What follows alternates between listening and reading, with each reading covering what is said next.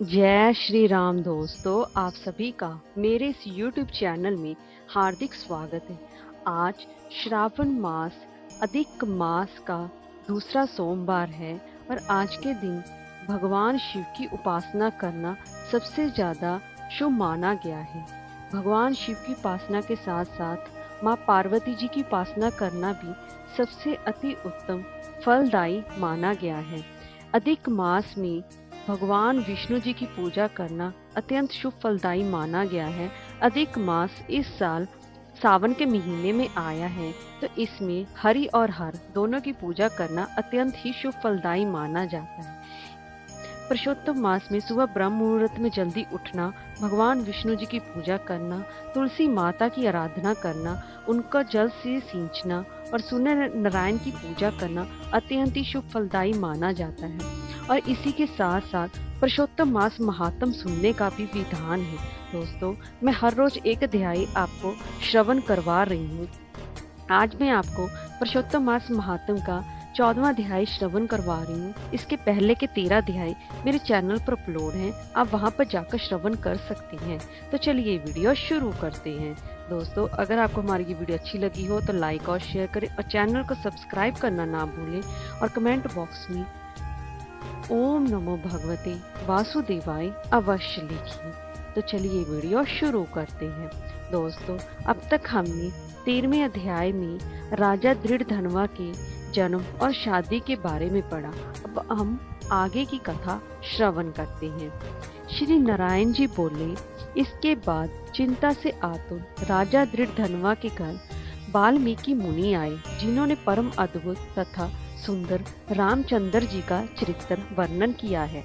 राजा दृढ़धनवा ने दूर से ही वाल्मीकि मुनि जी को आते हुए देखकर घबराहट के साथ जल्दी से उठकर भक्ति युक्त हो उनके चरणों में दंडवत प्रणाम किया। भली भांति पूजा कर उत्तम आसन पर ऋषि जी को बिठाकर उनके चरणों को गोद में लेकर दोनों हाथों से धोया और उस चरणोदक को बड़े हर्ष के साथ सिर से धारण कर शुक पक्षी की बात स्मरण करता हुआ राजा दृढ़धनवा ने मधुर वचन से यूं कहा। दृढ़धनवा बोला, हे भगवान, इस समय मैं कृतकृत्य हूँ, भाग्यवान हूँ, मेरा जन्म सफल हुआ। हे प्रभु, आज मेरा मनोरथ पूर्ण हुआ। आज आपके प्रत्यक्ष दर्शन से शास्त्र आदिकों के यथार्थ अर्थ का ज्ञान सफल हुआ है। हे जगत के पावन करने वाले, आज मैं अपने भाग्य का क्या वर्णन करूं। श्री नारायण बोले। इस तरह वाल्मीकि मुनि जी को कहकर राजा मौन हो गए। बाद वाल्मीकि मुनि उस राजा को विनय युक्त देकर बड़े ही प्रसन्न हुए और जनता को आनंदित करते हुए बोले। वाल्मीकि मुनि जी बोले, हे नृपश्रेष्ठ, ठीक है, तुम में उक्त प्रकार की बात से सभी बातों का होना संभव है। हे राजन, तुम चिंता से आतुर क्यों हो? सो सब मन की बात को ऐसा मालूम पड़ता है तुम्हारी कुछ कहने की इच्छा है, इसलिए तुम उसे कहो। राजा दृढ़धनवा बोला, आपके चरण कमल की कृपा से हमेशा सुख है, परंतु हे विद्वान, हमारे हृदय में एक बहुत बड़ा संदेह उत्पन्न हो गया है। वन में होने वाले शुक पक्षी के मुख से निकले हुए बाण के समान उस वचन को दूर करें। किसी समय मैं शिकार खेलने के लिए गहन वन में निकल गया। वहां भ्रमण करता हुआ एक तालाब देखा, उसका जल पिया। बाद में थकावट दूर करने के लिए एक बड़े वट वृक्ष के नीचे बैठ गया। अत्यंत घनी तथा सुंदर छाया वाले और मन एवं नेत्र को आनंद देने वाले उस वृक्ष पर बैठे हुए सुंदर शुक पक्षी को देखा। जब उस शुक पक्षी पर हमारी दृष्टि गई, तब उसने हमारे सम्मुख होकर एक श्लोक पढ़ा कि इस पृथ्वी पर विद्यमान अतुल सुख को देखकर तू तत्व यानी कि आत्मा का चिंतन नहीं करता है, तो इस संसार के पार कैसे जाएगा।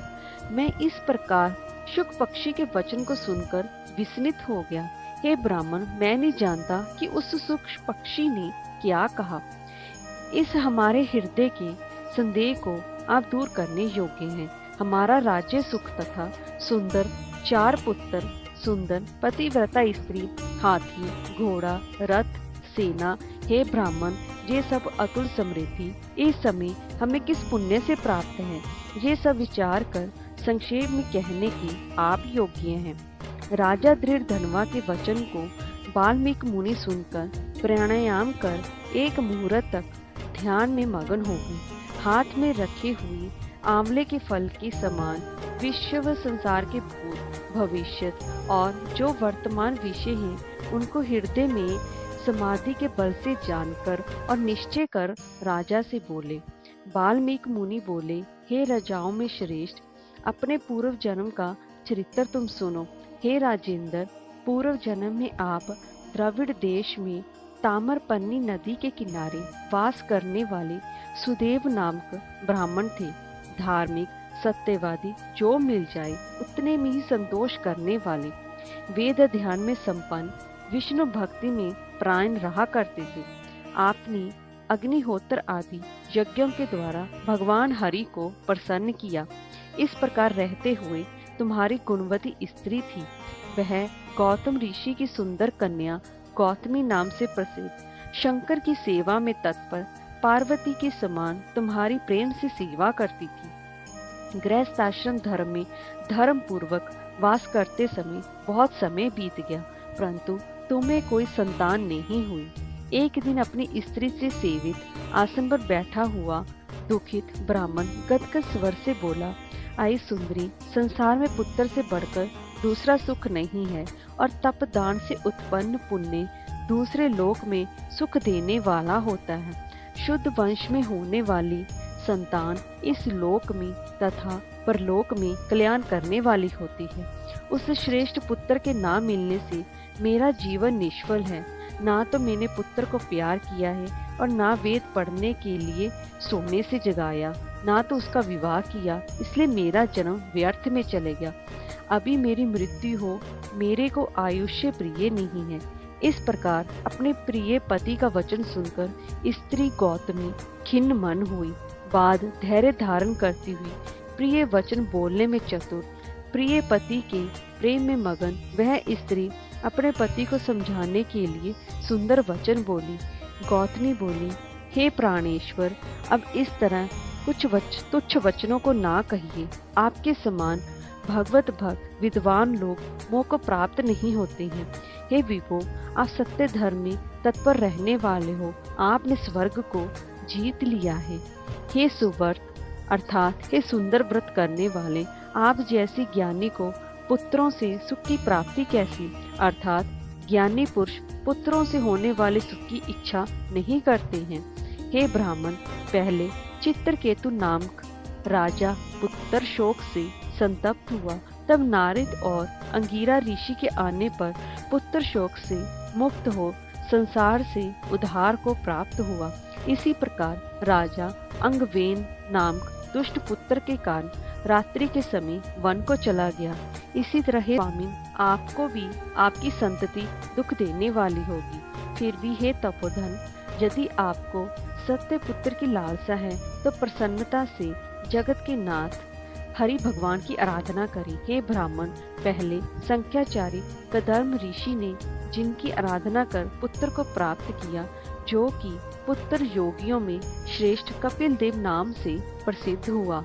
ब्राह्मण श्रेष्ठ इस प्रकार अपनी धर्मपत्नी के वचन सुनकर तथा निश्चय कर उस अपनी गौतमी स्त्री के साथ ताम्रपर्णी नदी के तट पर गया। वहां जाकर उस पवित्र तीर्थ में स्नान कर अत्यंत ही श्रेष्ठ तप करता रहा।